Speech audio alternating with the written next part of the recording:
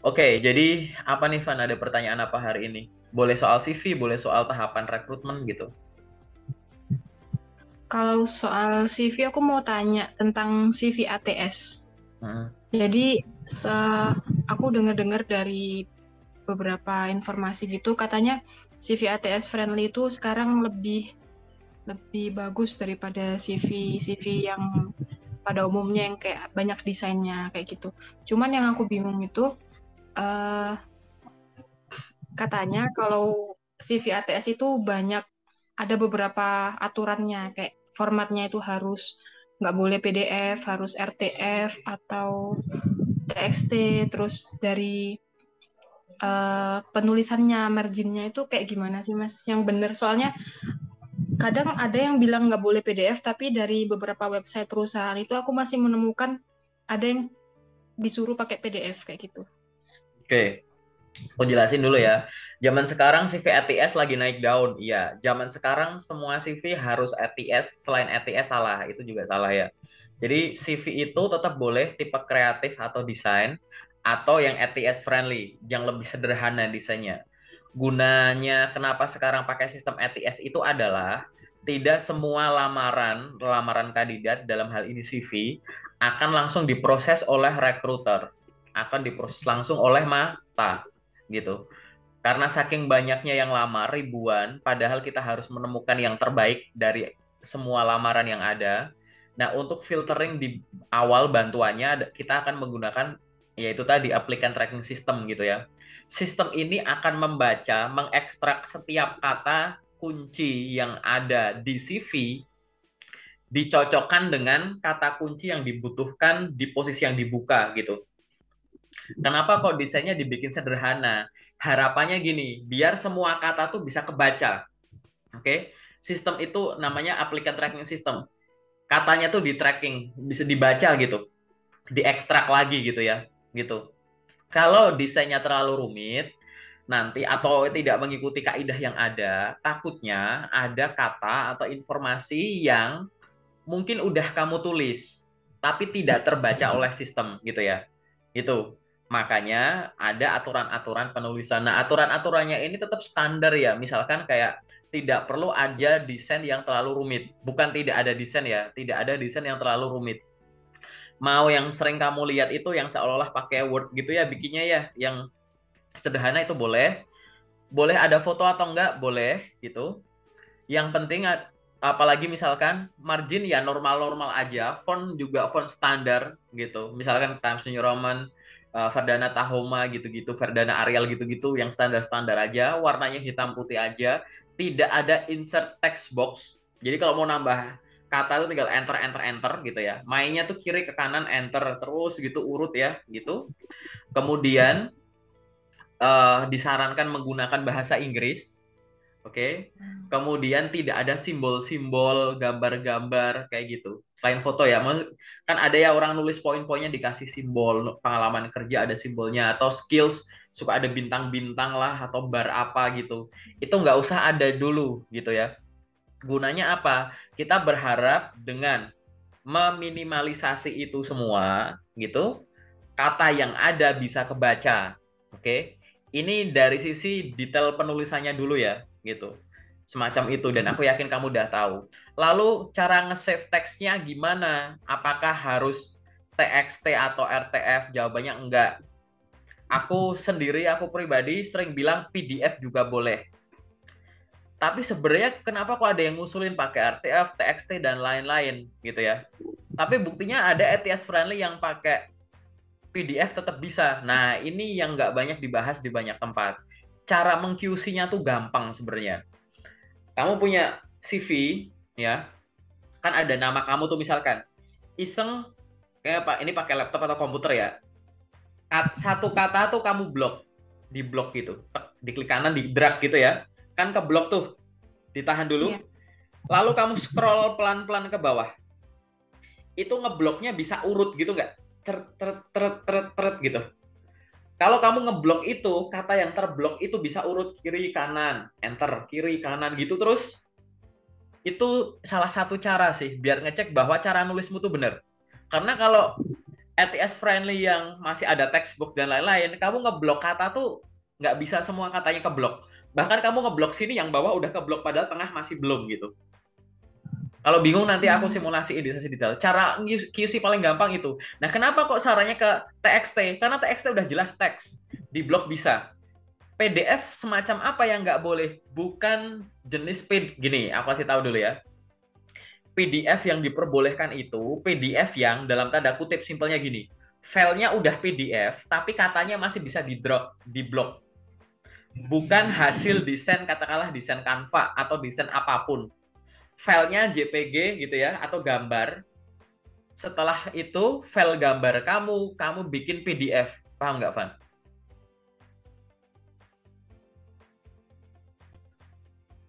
Jelas ya, PDF yang diperbolehkan itu atau yang diusulkan adalah PDF yang filenya tetap PDF, tapi katanya masih bisa diblok. Coba sekarang CV-mu. Nanti aku praktekin ya gitu. Aku coba cek ya. Oh, yang kan kamu ngirim aku ATS friendly sama desain. Nah, ini dua-duanya PDF dan dua-duanya bisa diblok, di drag gitu ya. Nah, itu boleh. Banyak teman-teman ATS friendly-nya itu pakai PDF gagal karena dia awalnya desainnya pakai gambar.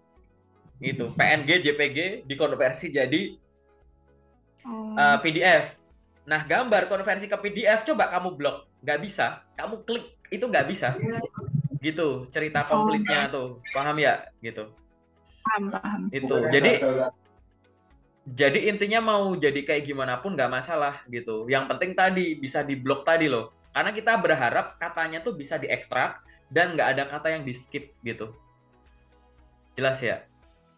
Itu. Jadi file. Nah, untuk tipe filenya gitu. Ya kita ngikutin yang standar aja, PDF aja nggak apa-apa. Kenapa aku kok nggak nyaranin pakai TXT dan yang lain-lain? Ada kalanya CV ATS. Jadi gini, CV ATS itu kan bagus kamu kirim tidak hanya bukan lewat email, misalnya kayak portal karir gitu ya, LinkedIn, Jobstreet dan teman-temannya itu, mereka kan juga punya sistem filtering juga gitu ya, apalagi lewat website perusahaan gitu. Mereka ada sistem filtering yang ya itu tadi menerapkan yang ada di ATS friendly, di mana akan mudah untuk dibaca. Tapi CV ATS friendly pun juga bagus untuk dikirim melalui email. Terlebih bidang atau jurusan yang kamu lamar, dia tidak membutuhkan kemampuan desainmu untuk ditunjukkan di CV. Jadi dulu CV itu dibikin desain untuk menunjukkan saya itu niat loh untuk bikin CV kayak gini. Ini kreativitas saya dalam mendesain CV original di saya gitu. Ini bukan berarti ATS filing nggak niat ya, bukan itu. Tapi kamu ingin menunjukkan bahwa ini kemampuan desain saya, ini kemampuan saya desain sedemikian rupa agar pembaca, HR atau user menarik gitu ya, nyaman ngelihatnya gitu. Tapi sekarang gitu ya, yang pergerakannya yang ada beberapa tahun ini gitu, jurusan-jurusan yang hubungannya sama finance dan teman-temannya lah yang nggak butuh desain. Jurusanmu apa sih ini? Coba aku lihat. Gitu. Apalagi accounting kayak kamu itu nggak butuh CV ATS friendly. Itu kamu lebih butuh ya informasi yang ada di dalamnya gitu. Sehingga kalau kamu memutuskan membuat CV dan kayak Mas aku nggak mau pakai yang ribet-ribet, aku nggak mau kebanyakan CV, aku harus gimana? Pakai ATS friendly aja, PDF nggak apa-apa. Karena ada kalanya CV ATS-mu itu kamu lampirkan jadi satu file berhalaman banyak. Misalkan kamu pengen pakai itu lewat email, silahkan kirimkan CV ke sini tapi harus ngelampirin dokumen lain gitu. Kan formatnya PDF, di mana PDF-nya itu kan terdiri dari banyak dokumen ya. Lamaran, CV, ijazah, transkrip, sertifikat gitu. Jadiin satu gitu. Nah, itu akan lebih mudah menggunakan PDF. Oke? Balik lagi. Intinya adalah ATS friendly atau desain punya kelebihan dan kekurangannya masing-masing. Di beda channel, beda cara, itu beda. Kalau kamu ngelamar kerja cuma lewat email, terus silahkan pakai desain atau kreatif, nggak apa-apa. Tapi kalau kamu pakainya portal karir juga kamu pakai, website kamu pakai gitu, dan kamu nggak mau ribet, udah pakai ATS friendly-mu aja, yang desain ditinggal. Tapi inti yang terakhir adalah, mau CV-mu desain atau ATS friendly, nanti endingnya itu juga difilter sama mata. Jadi, selain kamu mempertimbangkan bagaimana cara menentukan tipe CV-nya, pastikan isinya informatif juga. Yang dicari ada di dalamnya. Karena kalau yang dicari nggak ada di dalamnya, ya percuma, sama aja gitu. Itu penjelasan komplitnya kayak gitu ya. Gitu. Semoga jelas ya. Nanti kalau kurang jelas di simulasi aku jelasin. Iya, udah jelas kok, Mas. Oke. Apalagi ada pertanyaan apa, Van? eh Mau tanya tentang aku selama aku kan udah lulus dari bulan bulan Februari dinyatakan lulus, tapi baru dapat ijazah itu bulan Mei kemarin. Mm-mm. Terus selama dari bulan Februari sampai sekarang, Mm-mm. aku udah bukan nyebar sih, udah mulai apply kerja dari mulai itu web, email, belum sampai kirim lewat pos sih, baru 2 itu. Mm-mm. Tapi kenapa ya Mas kok masih belum banyak yang ini kayak kirim email tentang ngasih respon, entah itu ada jadwal interview atau apa, jadi masih bingung kira-kira apa yang harus dievaluasi kayak gitu. Oke, aku tanya dulu ya. Satu, kamu nyari kerja, kamu ini di Jawa Timur ya, di mana? Bener ya, Iya, Mojokerto, Jawa Timur. Mojokerto, Aku Jawa nanya, Timur. kamu cari kerjanya hanya untuk di kotamu atau satu provinsi Jawa Timur atau se-Indonesia? Eh, dari Jawa Timur sampai Jawa Barat sih. Jawa Timur sampai Jawa Barat, se-Jawa ya, Iya, sepulau Jawa berarti. Jawa. Iya, Oke, tapi kalau Jawa Tengah kurang. Jawa Timur, Jawa Barat sih oh, kebanyakan. oke, Jawa Timur, Jawa Barat. Oke. Lalu, kamu ngirim surat lamaran itu yang apply job tiap hari nggak? Hampir setiap hari. Hampir setiap hari. Tapi Kalau tapi seminggu setiap itu hari kalau seminggu ada 7 hari, bolongnya berapa? mungkin 3 atau 2. 3 atau 2. Berarti kadang 3, kadang 2. Iya, Aku ambil tertinggi aja, 3. Kalau 3 kan berarti selang-seling ya, 3 sama 4 gini ya. Sehari ya, sehari enggak, iya. sehari ya gitu kan. Lalu lanjut. Kamu ngirim lamarannya lewat channel apa aja? Tadi kamu sebut lewat email ya? Email sama Website, website perusahaan. website perusahaan. Sama LinkedIn. Sama LinkedIn. 3 aja. Iya, Website, LinkedIn, email. Gitu ya? iya, iya. Sehari, kamu ngirim lamaran rata-rata berapa banyak? Rata-rata 2 sih. Karena untuk satu lamaran aja itu banyak yang diisi biasanya. Jadi sistemnya kadang kalau lewat website itu kita nggak perlu ngirim CV, tapi dari perusahaan itu kayak nyediain form sendiri buat CV gitu. Oke. Mulai kejawab ya. Lanjut. Itu kan rata-rata 2. Per hari pernah paling banyak berapa lamaran?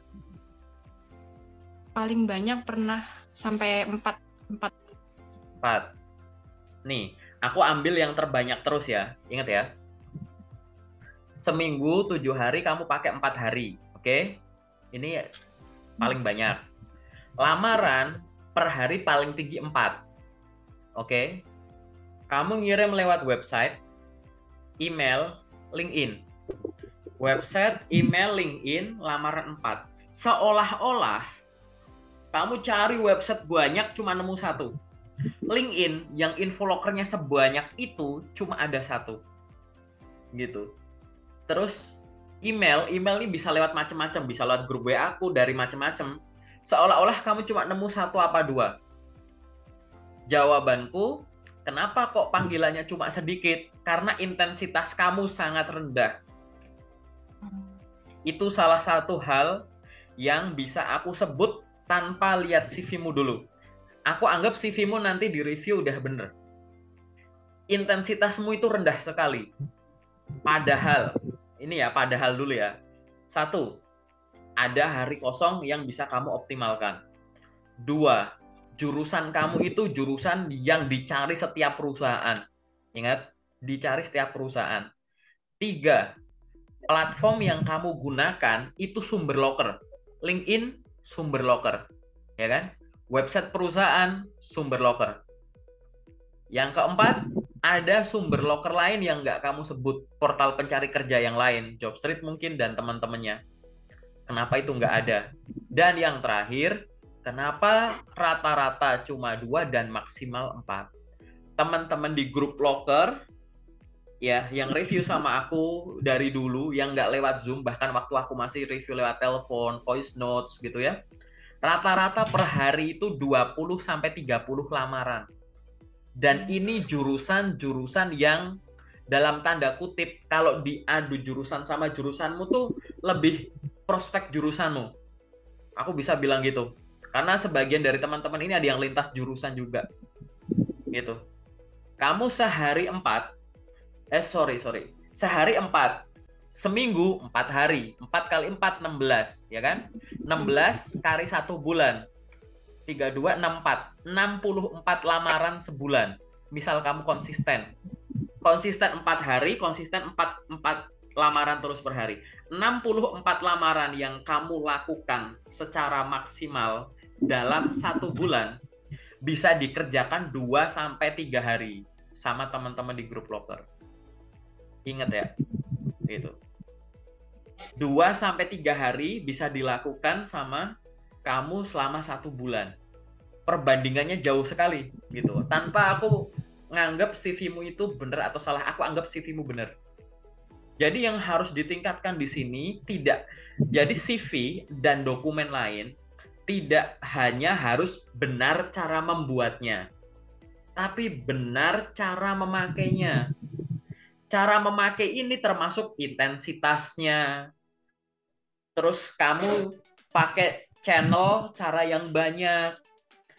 Pakai LinkedIn tidak hanya sekedar, ya saya sudah pakai LinkedIn. Tapi seberapa banyak? Rutin enggak? Profil LinkedIn-mu udah bener belum? Di LinkedIn itu tidak hanya untuk melamar kerja. Kamu branding juga. Pekerjaan yang mungkin datang ke kamu ada 2 cara. Aku nggak tahu yang mana. Mungkin kamu bisa menemukan pekerjaan dengan cara melamar. Aktif. Mungkin juga pekerjaan yang cocok buat kamu itu ditawari. Kita nggak tahu. Ada sebagian teman-teman yang udah review sama aku dapat kerjaan dengan cara, Mas aku aktif ngelamar.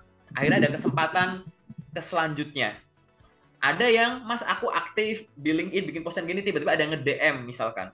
Ada yang ngirimin email, ada yang nanya nge-DM minta email, ternyata di email ditawarin ada kerjaan. Kayak gitu. Nah ini harus balance. Benar cara membuat CV dan benar cara memakainya. Ada orang yang bikin CV-nya udah bagus, minta di-review setelah aku cek, nggak ada yang perlu aku edit. Lumayan sering aku kayak gitu. Di sesi kayak gini aku nggak buka, di sesi detail setelah aku buka, lah ini udah nggak ada yang perlu aku edit, ngapain? Ternyata bukan cara membuatnya, cara memakainya yang belum optimal, bahkan ada yang salah. Kamu, menurutku, belum optimal. Belum optimal dari sisi, satu, channelnya, karena kamu cuma pakai website, LinkedIn, dan email. Email itu butuh waktu untuk kamu ngirim, karena attachment-nya dan lain-lainnya juga berubah, ya kan?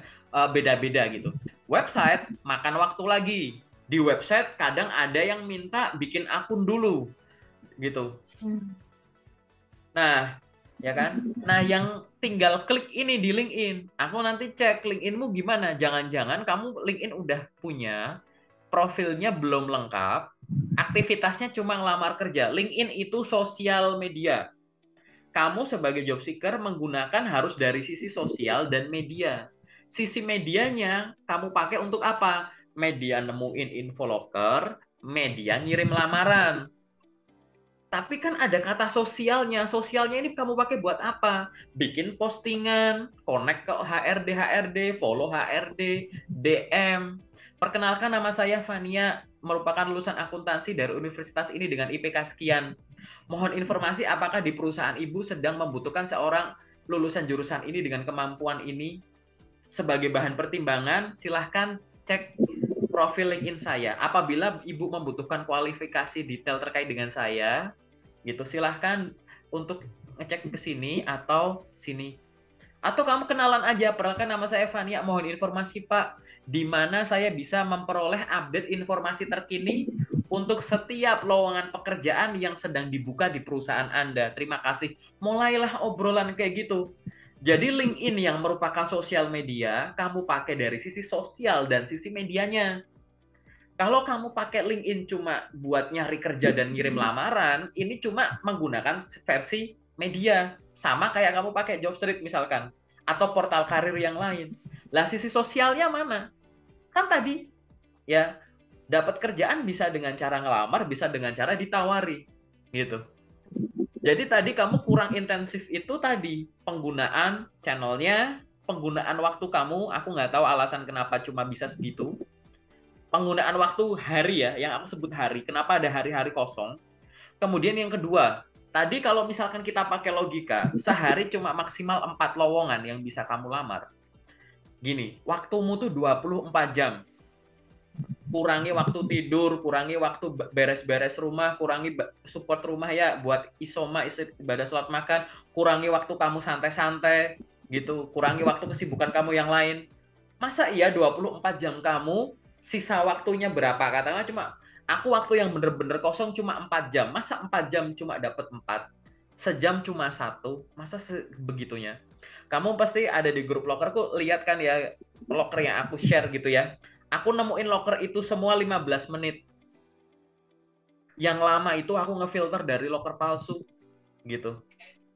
Ya kan? Nah, ini berarti kamu cuma belum optimal. Ya, tanpa aku bahas CV-nya, buat kamu atau teman-teman lain yang nonton di menit ini, gitu, terkadang kita harus melihat dokumen itu tidak hanya dengan benar atau belum, tapi makanya udah optimal belum. CV kamu bagus, makanya belum optimal, anggap aja kamu punya handphone mahal, fitur yang kamu pakai cuma SMS. Oh, beli HP belasan juta, puluhan juta. Terus kamu ngomong sama aku nggak mau lah beli produknya ini jelek. Kenapa? Ya ini gini, gini, gini, gini. Setelah aku tanya fitur apa yang udah kamu pakai, SMS sama kamera. Lah, fitur yang lain buat apa gitu loh. Jadi aku belum bisa bilang ya CV-mu jelek atau gimana, cara ini belum, karena belum optimal. Aku tadi langsung notes banget waktu kamu bilang aku belum ada respon dari setiap lamaran. Respon dari setiap lamaran aku tahu yang kamu maksud. Bahkan tidak hanya sekedar ada panggilan ke tahap selanjutnya, ada info ditolak pun belum tentu ada. Iya, ya kan? Maaf, Anda belum bisa lanjut gini-gitu. Mungkin belum sesering yang kamu harapkan. Iya, intensitas kamu rendah. Bayangkan ya, yang kamu lakukan 1 bulan bisa dilakukan dalam waktu 2-3 hari saja. Gitu. Berarti yang bisa, kalau aku kali 12, yang kamu lakukan selama setahun, 2-3 kali 12. Berarti bisa dilakukan sama orang selama sebulan. Ya enggak? Gitu. Kalau kamu pola ini nggak kamu berubah, gitu ya. Ini secara generalnya gitu ya, ada gambaran ya. Jadi tanpa melihat CV-mu dulu, gitu, naikkanlah intensitas, manage waktu kamu. Aku tahu masing-masing orang punya kesibukan sama gitu, ya kan? Tapi sama-sama adil punya 24 jam. Nggak minta waktumu yang lama gitu. Gunakan platform-platform yang mudah dulu, yang tinggal klik, nggak harus pakai post, nggak harus yang post, naruh CV gitu. Itu kalau nggak bener-bener lagi urgent itu jangan dijadikan andalan utama. Kecuali ada job fair kamu samperin. Kecuali ada loker di depan pabrik, di depan bank gitu ya, tulisan silahkan kirimkan lamaran ke sini, silahkan. Itu modalnya lebih. Nah, ini ada modal yang tinggal meluangkan waktu dan pakai kuota aja gitu. Yang tinggal pakai jari diklik aja. Nah, itu harus intensitasnya tinggi. Gitu ya. Semoga sedikit ada yang terjawab ya gitu. Nanti detailnya di sesi detail aja aku jelasin. Ada pertanyaan lagi nggak, Van? Udah cukup. Cukup? Sesi general udah cukup? Oke. Aku sekarang masuk ke yang sesi detail ya, Van ya. Iya.